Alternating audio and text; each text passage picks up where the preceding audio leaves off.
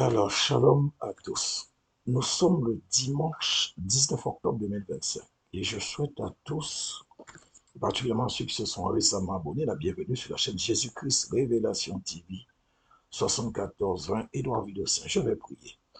Alors, merci Père pour ta parole. Accompagne tous ceux et celles qui sont réceptifs et réceptives, qui ont un cœur bien disposé, qui veulent comprendre et connaître un peu plus ta parole afin qu'ils puissent bien assimiler ce qui sera dit au nom puissant de Jésus-Christ de Nazareth. Amen. Alors, frères et sœurs et amis catholiques, orthodoxes, je ne sais pas s'il y a des orthodoxes qui écoutent ce que je dis, je vous avoue que ce n'était pas prévu du tout que je fasse ce message, comme beaucoup d'autres d'ailleurs avant, hein.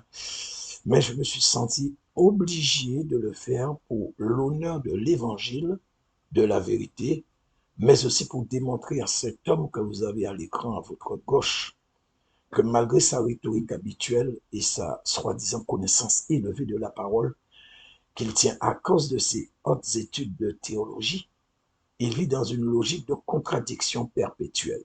Et je vais le prouver par ses propres mots. Qu'il veuille l'accepter ou pas, c'est pas mon problème, ça ne fait aucune différence pour moi. Mais ce sera toujours à partir de ce qui est sorti de sa propre bouche.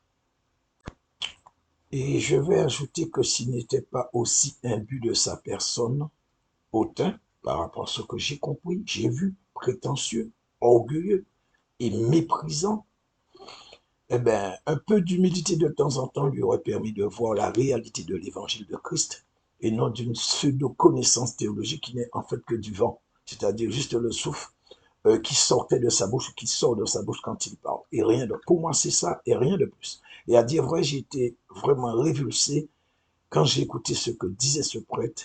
Et c'est comme si je sentais au-dedans que le Saint-Esprit même était fort attristé du comportement de cet homme qu'on appelle Père Ménas. Alors vous avez remarqué que j'ai bien dit qu'on appelle Père Ménas, mais pas moi. Ceux qui veulent l'appeler ainsi, sentez-vous libre. Mais en ce qui me concerne, je ne le considère pas comme étant ni mon père, ni un père tout court. Et d'ailleurs, j'ai fait un enseignement dessus. Vous l'avez à l'écran, la capture d'écran, parce que le Seigneur a été très clair là-dessus. Il a donné un commandement à ce sujet, et ce n'est pas la théologie qui me dira ce que je dois dire, et encore moins cet homme. Parce que pour quelqu'un qui se dit être dans la vérité, donc ce monsieur Ménas, et qui considère que ceux qui sont dans le courant évangélique sont dans l'erreur, il aurait dû donner l'exemple, faire preuve de résilience et avoir un minimum de tempérance, même si son adversaire, par rapport à ce que je comprenais, sortait un peu du cadre de la courtoisie. Mais oui, parce qu'en fait, lui, Ménas, il se vante d'être un homme de Dieu. Donc, ce qui veut dire que celui qui est devant lui n'était pas un homme de Dieu, puisqu'ils étaient dans deux courants opposés. Et il dit, lui menace que le courant évangélique est dans l'erreur. Donc, que le pasteur est dans l'erreur, comme je viens de vous dire. Alors, menace, s'il te plaît, donne-nous l'exemple. Comme ça, on pourrait apprendre quelque chose de bon de ta part. Et c'était l'occasion. Sinon, quand tu auras l'occasion, tu pourras y remédier. En tout cas, moi je dis, il était pour moi et il est hors de question que je laisse passer une telle infamie sans réponse. Pour moi, c'est inadmissible. Il est un prêtre, mais en fait, j'ai vu euh, un individu condescendant, méprisant, qui s'amuse à humilier les gens derrière un masque grossier, même de piété. Et en fait, il n'a aucune limite dans sa condescendance. Et le support sur lequel il s'appuie, qui est la théologie, n'a d'égal que ce qu'il essaie de faire croire en voulant imposer aux gens cette façon de comprendre l'évangile. Pour moi, c'est du grand n'importe quoi. Et je regrette que le pasteur ait commis, à mon avis, quelques petites erreurs. Alors, je dirais presque de débutant. Certes, il a répondu très bien sur l'ensemble de sa rencontre. Et je suis d'accord avec ce qu'il a dit, car tout ce qu'il a dit est biblique. Et en réalité, en fait, il a répondu de manière classique. Et pour ma part, cela aurait dû suffire. Mais visiblement, Ménas n'a pas été convaincu. Et pour cause, il n'était pas venu pour ça, ni même pour essayer de comprendre. Il était venu pour défendre, je vais dire, non pas l'évangile de Christ, qu'il prône d'ailleurs haut et fort, mais sa religion et la théologie. Vous avez vu le titre. du débat. J'ai eu à écouter 2 ou 3 vidéos. Il défend bec et ongle sa religion et la théologie. Et donc, moi, je dis qu'il prenne garde de ne pas conduire une foule immense dans sa perte. Parce que moi, je le vois dans une grande perte. En tout cas, sur le principe, normalement, avec des réponses qui sont purement bibliques, celui qui était en face, à savoir M. Minas, aurait dû reconnaître ce qui me paraissait être assez logique, cohérent, et se rétracter quand le besoin se faisait sentir. Et essayer au moins de remettre en question certaines de ces affirmations qui n'avaient pas leur place du tout. Et par conséquent, reconnaître qu'il s'est trompé, même partiellement. Hein. Mais M. Menas a voulu continuer dans son déni total. Et pour moi, là, il n'y avait plus lieu de débattre avec un tel individu. Pour moi, c'est une perte de temps. Et ce n'est pas moi qui le dis. En fait, ça ne fait que confirmer ce que Paul a dit à titre et à juste titre. Et c'est dans le livre de Tite, chapitre 3, verset 9. Paul nous dit, mais évite les discussions folles, les généalogies, les querelles, les disputes relatives à la loi, car elles sont inutiles et vaines. Évite les discussions folles et les querelles. Et en fait, on y était presque sur le plateau. Et malheureusement, si c'est une personne butée et imbue de sa personne, comme ça a été le cas de ce monsieur Ménas, qui est père par les hommes et non par Dieu, que ça lui déplaise ou non, hein. Mais je sais qu'avec le tempérament et ce caractère irascible qu'il a, je peux déjà sentir sa frustration de ne pas pouvoir me répondre face à face. Et donc, pour revenir sur ce que je disais, le pasteur Gasby, alors je ne sais pas si c'est comme ça se prononce, qu'il me excuse, donc a fait quelques petites erreurs. Et malheureusement, il a ouvert la boîte de Pandore, comme on dit, et c'est exactement ce qu'attendait Ménas pour réagir et déverser le venin de la théologie sur lui. Car la théologie est un poison pardon, très violent, même extrêmement violent. Et pour ma part, le pasteur aurait dû rester calme et ne pas répondre à la provocation. Parce que Ménas, lui, il a l'habitude d'entendre ces choses. Et il est déjà bien rodé et prêt. Il a déjà les réponses toutes faites. En fait, c'est exactement ce qu'il attendait pour étaler son savoir. Rappelez qu'il a fait 18 années d'études, je suppose de théologie. Il est très satisfait d'avoir une bonne élocution, sa performance intellectuelle, tout ce que vous voulez. Mais, excusez-moi, s'il faut 18 années de théologie pour raconter autant de conneries, alors je préfère rester comme je suis. Et je rappelle à ce monsieur que toute personne dotée d'une bonne mémoire peut faire 18 années d'études de théologie, peu importe, hein, et même plus, et ceci sans même avoir une intelligence ne serait-ce que moyenne. Donc, que M. Ménas trouve d'autres arguments pour la prochaine fois et qu'il arrête de s'appuyer sur il a des diplômes de théologie, il a fait 18 années de théologie, il connaît qu'un tel n'a pas été à l'école de théologie. Pour moi, c'est des conneries, ça. Et donc, je vais rappeler euh, à toutes fins utiles que moi, je n'ai pas fait 1 heure de théologie, mais ça ne m'a pas empêché. Et là, je ne suis pas en train de m'encenser ou de m'enorgueillir, mais je dis quand même, ça ne m'a pas empêché, sans avoir fait d'études de théologie, de décoder, de prouver bibliquement sans aucune contestation possible qui est le 666 dans la Bible. Et vous le verrez en son temps. J'ai entendu parler du 666 et je peux vous dire qu'il est hors sujet. Il est hors propos, il n'a absolument rien compris. Il ne pourra comprendre quelque chose sur le 666 que s'il aille écouter ce que j'ai fait comme enseignement. Et comme je vous dis, ce n'est pas de l'orgueil. Mais vous allez voir qu'il est, allez l'écouter, il est complètement hors sujet. Il dit des choses qui n'ont absolument rien à voir. Et donc, je continue ce que je disais. Donc, à part le 666, j'ai compris et démontré que Ève était déjà enceinte avant de manger le fruit et que par conséquent, Abel est né sans péché. Abel était un homme parfait comme le Seigneur Jésus. Je l'ai prouvé dans la Bible. Aussi que la terre s'est morcelée en continent parce que c'était un seul bloc tout entier et que ça s'est morcelé en continent. Donc en pays, en île et îlot pendant le déluge de Noé. Et non, il y a des centaines de milliers d'années comme la science essaie de nous faire croire. J'ai expliqué aussi la création par rapport au principe du façonnage et que Dieu a amené à l'existence l'homme-esprit avant de former Adam. J'ai également prouvé bibliquement les 10 nations qui ont formé les 10 orteils de la statue de Daniel, et ça a été confirmé par le Seigneur. J'ai prouvé bibliquement l'existence du monde parallèle avec les hommes matière et les hommes esprits, et plein d'autres choses encore. Et tout ça, c'est sur ma chaîne. Et ça, c'est juste pendant mes temps de méditation. Et même quand je ne médite pas, je reçois. Je comprends, le Seigneur me permet. Le Saint-Esprit m'a donné une certaine sagesse et intelligence. Donc, vous voyez bien, je mets le Saint-Esprit en avant, pas moi. C'est lui qui m'a donné. Et donc, pour comprendre sa parole, on a besoin de ça, de la sagesse et de l'intelligence. Et malgré ce qui m'handicape depuis vers l'âge de 11 ans, c'est-à-dire la mémoire, je l'ai déjà dit pas mal de fois, et aujourd'hui, enfin, cette année, j'en ai 62. Et donc, par conséquent, je vous dis, ça a beaucoup agi sur mon intelligence. Et maintenant, bon, pour ceux, bien sûr, qui ne le savaient pas, vous pouvez comprendre quand quelqu'un est atteint de cette maladie qu'on appelle la maladie d'Alzheimer, comment ces personnes retournent à l'enfance et il va jusqu'à faire ses besoins sur lui. C'est parce que son intelligence est affectée et il le ramène carrément à l'enfance. Mais dans mon cas, c'est pas ça, c'est autre chose. Et si le Seigneur le permet, je vais donner mon témoignage dans son entièreté et vous pourrez comprendre pourquoi j'ai eu ce problème de mémoire jusqu'à maintenant. Alors j'ai dit pourquoi j'ai eu, parce que je ne veux pas le prophétiser sur ma vie, le confesser aujourd'hui, parce que le Seigneur est en train en ce moment de... Voilà. En tout cas, dans tout ça, pour revenir un peu sur tout ce que enfin surtout ce que le Seigneur m'a permis de comprendre, est-ce que je vais me vanter et traiter les autres d'ignorants ou d'incultes qui ne connaissaient pas la Bible, comme a fait Minac avec le pasteur, en lui disant qu'il n'avait pas fait d'études. Je vous l'ai dit tout à l'heure là. Mais en plus, il n'y a pas que ce pasteur. Il a également invectivé et vilipendé Marcelo Tunasi. Et certainement plein d'autres encore dont j'ignore de qui il s'agit. Mais c'est clair, c'est sûr, parce que c'est facile chez lui de le faire.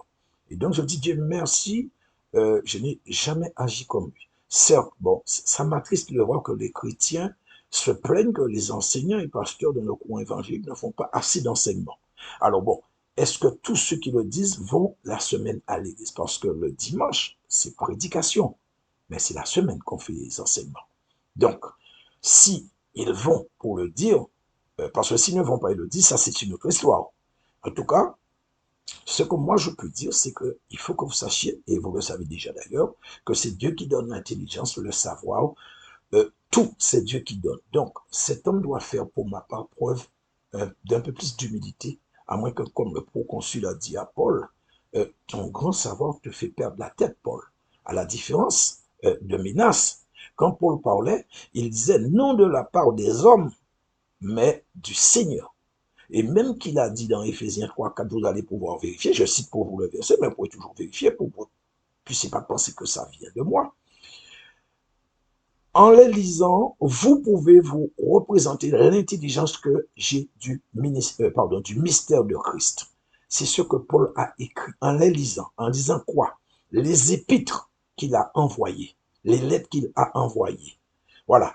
Donc, ça démontre le potentiel que Paul avait. Et effectivement, ce dont il avait besoin pour comprendre les mystères de Dieu. Donc, pour comprendre et écrire ce que nous avons en ce moment et qu'on appelle le Nouveau Testament, et lui, Paul, il a reçu l'intelligence qu'il lui fallait. Donc, il n'a jamais parlé de théologie, mais l'intelligence qu'il a reçue du Saint-Esprit, du Seigneur. Alors, moi, ce que je peux peut-être éventuellement comprendre, c'est que dans la Bible de Minas, il est certainement écrit que c'est la théologie qui a permis à Paul de tout comprendre. C'est ce que je comprends. Vous savez, j'ai entendu aussi, hein, il donne une démonstration, oui, que Matthieu n'est pas le premier Bible, pardon, le premier livre du Nouveau Testament, c'est quel livre? Parce que, oui, ça a été écrit en langue 49, alors je ne sais pas s'il était là. Donc, s'il s'appuie sur certains écrits, ben, je pense que les autres peuvent le faire aussi. Mais je ne pense pas que le fait de dire toutes ces choses puisse donner un niveau spirituel, biblique à ce monsieur. Alors maintenant, pour ce qui est de ce message, comme vous avez sans doute remarqué, je vais faire plusieurs vidéos. C'est obligatoire, je ne voulais pas faire de trucs trop lourds. Et donc voilà ce que je vous propose. Écoutez ce que Minas et le pasteur dit. Je vais vous mettre le lien. Si j'espère, Seigneur, que je vais m'en souvenir. Je vais vous mettre le lien. De toute manière, si j'oublie, vous avez le titre du message. Vous n'avez qu'à taper ça dans la barre de recherche de YouTube et vous tomberez directement sur ce message. Et, et donc, c'est l'échange qu'ils ont eu. Et ensuite, vous pourrez revenir sur mon message. Ainsi, vous pourrez mieux comprendre sur quoi les corrections portent par rapport à ce qu'a dit Menas. Néanmoins, et c'est tout à fait normal, je vais quand même répéter ce qu'il a dit dans leur échange pour que vous puissiez faire la différence. Donc, je dirais qu'il a dit telle chose, et voilà moi ce que je comprends. Donc, la seule chose que je ne voudrais pas, c'est qu'on dise que j'ai dit que Minas a dit telle chose alors que ce n'était pas ça. Donc, je vais répéter textuellement ce qu'il dira et vous le transmettra. Et vous aurez toujours, comme je l'ai dit, la possibilité de vérifier par la suite. Mais c'est sûr, ce sera en fonction de la capacité de la mémoire de tout un chacun. Donc, si certains parmi vous peuvent écouter tout ce que Minas dira, et même le pasteur aussi, hein, et que vous avez cette faculté de tout retenir, bravo, chapeau. Parce que c'est vrai que l'échange qu'il a eu, ou le face-à-face avec le pasteur Gasby, donc avec donc Minas et Gasby, j'avoue que ça a été quand même assez tendu et je dirais même presque irrévérencieux à certains moments. Et aussi humiliant, dégradant, en tout cas, des propos pour ma part qui n'avaient pas leur place dans un débat sur la Bible, sur Dieu. Alors, moi, ce que je dis, il ne fallait pas inviter le non-respect. Mais je le dis pour les deux, hein. Moi, je n'ai pas de parti pris. Mais dans tout ça, la première chose que je déplore, le pasteur n'aurait jamais, mais jamais dû appeler Ménas Père Ménas. Parce qu'en faisant ainsi, il lui a donné un certain ascendant sur lui.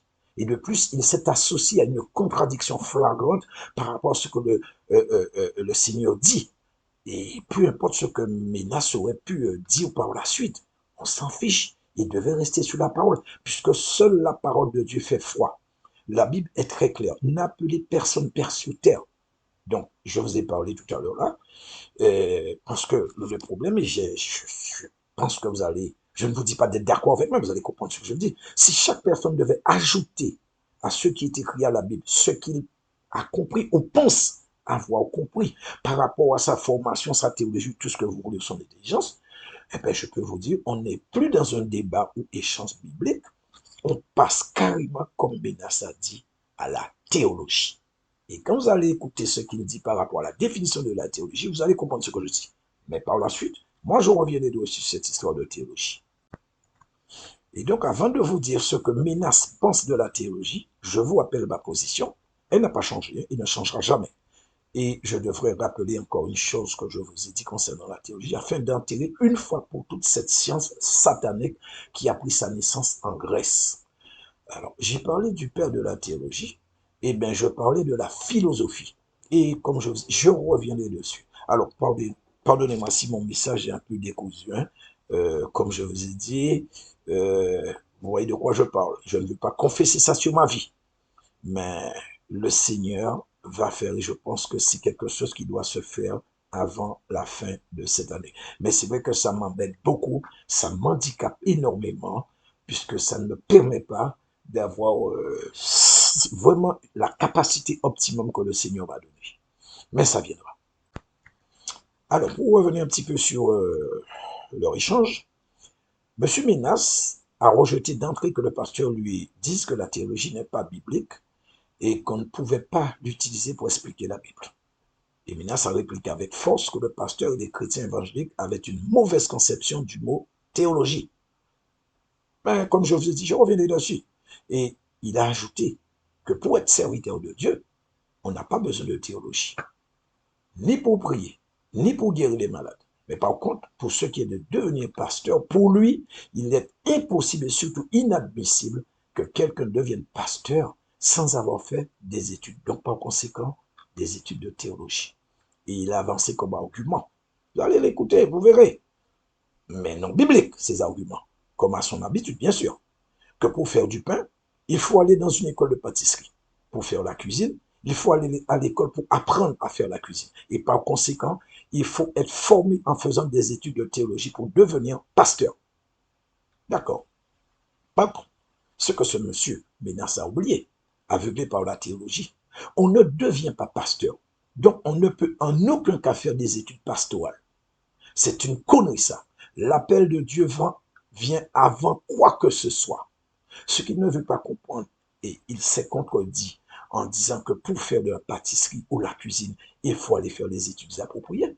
Mais je vous dis qu'il est en pleine contradiction, car il y a une différence entre faire des études pour être reconnu dans tel ou tel métier et connaître un métier très bien sans avoir fait des études correspondantes. Et la différence réside par rapport au statut officiel que la personne pourra avoir et éventuellement les diplômes que cette personne pourra obtenir par rapport à son école. Donc, Menace a une idée sans fondement sur l'effet contextuel et factuel d'une chose. Moi, c'est ce que je vois et rien d'autre. Autrement, je pourrais lui demander, celui qui a inventé la théologie, quel diplôme de théologie avait-il puisque ça n'avait jamais existé avant? Pouvait-il se donner à lui-même le diplôme et dire, bon, comme j'ai inventé la théologie, alors je me décerne un doctorat en théologie. Alors je lui demande qui est le premier diplômé de théologie avant que la théologie soit reconnue ou avant sa création. Parce qu'il a fallu que quelqu'un commence avec la théologie. Mais cette personne, qui c'est qui a formé cette personne? Si ce n'est autre que Satan. Parce que la théologie vient du diable. Un maçon qui n'a pas fait des études nécessaires ne peut-il pas faire une maison sans avoir de diplôme? Ben oui, monsieur Ménas. Nous avons ici beaucoup d'exemples. Là où je vis, le pays où je vis, nous avons beaucoup d'exemples. Il y a des maçons qui ne savent ni écrire, ni lire. Même un plan, ils ne savent pas lire un plan et pourtant arrivent à faire de très belles maisons et très bien construites avec tous les normes qui existent, simplement parce qu'ils ont travaillé et ont appris au fil du temps le métier. Et même que certains qui savent qu'ils n'ont pas fait d'école, donc pour des gens qui vont voir des maisons, que des gens qui n'ont fait aucune étude en maçonnerie, donc qui n'ont rien comme bagage, qui ont fait des maisons et qui sont étonnés, qui restent sans voix quand ils regardent ces maisons. Donc, monsieur Ménas, ça ne tient pas. Une femme qui n'a pas fait d'études de pâtisserie ne peut-elle pas faire des gâteaux, monsieur Ménas? Mais oui. Et même des fois, ceux qui n'ont pas fait d'études font mieux que ceux qui ont fait. Surtout quand il s'agit juste d'apprendre bête et discipliné sans une once d'intelligence, monsieur Ménas. Donc, vos arguments sont, pour moi, sans valeur, vides. Vous contredisez sans cesse, vous dites quelque chose et son contraire. Je demande si vous vous écoutez parler. En tout cas, il serait temps. Et donc, je reviens au ministère. Donc, est-ce que pour être prophète, il faut aller faire des études prophétiques ou des études sur la prophétie? Non, monsieur Ménas, car l'appel vient avant toute chose. Jérémie 1,5. Avant que je t'eusse formé dans le ventre de ta mère, je te connaissais. Et avant que tu fusses sorti de son sein, je t'avais consacré, je t'avais établi prophète des nations. Je t'avais déjà établi. Pas je vais t'établir, hein. Je t'ai déjà établi. Je t'ai établi prophète des nations. Jérémie était un enfant, monsieur Ménas. Il a même dit à Dieu, je ne suis qu'un enfant. Pourtant, il était déjà prophète, sans formation. Et pourtant, nous savons aussi que dans le Nouveau Testament, le prophète, pour être prophète, il faut appeler à ce ministère parce que ça fait partie des 5 ministères prophètes. Donc, il y a apôtre, prophète, pasteur, enseignant, enfin, mais il y a les 5 et il y a aussi le prophète. Donc, c'est un ministère. Aucune formation. Jérémie l'était déjà. Pas de théologie. Et donc, nous voyons que dans ce cas-ci, qu'effectivement, l'appel vient avant. Ce qui contredit vos propos sur le fait que quand quelqu'un veut être pasteur, il doit faire une formation ou prendre des cours de théologie. On ne devient pas pasteur, monsieur. Je le répète encore, on est appelé avant même la naissance, parce qu'on a été choisi et élu avant même de venir au monde pour un ministère bien particulier. Les gens ne vont pas comme ça. Et même Moïse a dit à Dieu, je ne sais pas parler. Donc, vous voyez, ce n'est pas une question de locution, d'élocution. Il avait un problème, effectivement, Moïse. Bon, il a dit qu'il a un problème d'élocution. Est-ce pour autant Dieu lui a dit, ben Moïse, ok, d'accord, je t'accorde quelques mois aux années, va prendre des cours de théologie ou fais une formation, je ne sais pas tout ce que vous voulez. Non, monsieur Ménas, je serai ta bouche, lui a dit Dieu, car c'est moi qui rends muet. Et c'est moi qui fais parler, monsieur Ménas. C'est ce que Dieu a répondu à Moïse. Vous pouvez peut-être dire, comme beaucoup disent, il a été formé derrière les brebis de son beau-père pendant 40 ans. Puisque moi, c'est ce que j'entends. Je ne sais pas d'où ça sort, ce truc. Eh bien, moi, je vais vous dire non, monsieur Ménas. On ne forme pas les gens derrière des brebis pour conduire une foule. Et donc, je m'adresse à monsieur Ménas, mais je m'adresse aussi à tous les serviteurs de Dieu qui disent que Moïse avait besoin d'aller faire 40 ans de formation derrière des brebis pour conduire une multitude, pour conduire une foule de personnes. Et moi, je dis, si vous lisez l'histoire, quand Moïse est venu prendre la défense de l'hébreu qui se battait avec un autre, donc c'était entre deux frères en train de se battre, on nous dit, ils ont dénoncé Moïse qui avait la veille tué un Égyptien qui frappait un Israélite, ou bien un autre hébreu. Donc un Égyptien qui frappait un hébreu. Sauf que, et je m'adresse à toutes ces personnes que je viens de dire, les Hébreux n'avaient pas compris que Dieu leur a envoyé un libérateur. Pas que Dieu allait envoyer un libérateur, mais que c'était le temps. Le libérateur, il était là. Acte chapitre 7, verset 25 nous dit, je lis pour vous, ils pensaient que ses frères comprendraient que Dieu leur accordait la délivrance par sa main, mais ils ne comprirent pas. Ils pensaient que ses frères comprendraient, pas allaient comprendre, hein, comprendraient que Dieu leur accordait, pas allait leur accorder la délivrance, mais leur accordait la délivrance par la main de Moïse. Mais ils ne le comprirent pas. Voilà pourquoi Dieu a dit à Abraham, je ne sais plus si c'est Abraham, oui, je crois que c'est Abraham, il a dit, peut-être Jacob, non, c'est plus Abraham, hein, autant que je me souvienne, ta descendance sera en esclavage 400 ans. Et combien de temps les Hébreux sont restés en esclavage? Eh bien, plusieurs décennies en plus. Pourquoi? La réponse, elle est simple. Je vous l'ai donnée tout à l'heure là. Ils n'ont pas compris ce qui était dans l'instant T. Voilà pourquoi ils sont restés quelques décennies en esclavage.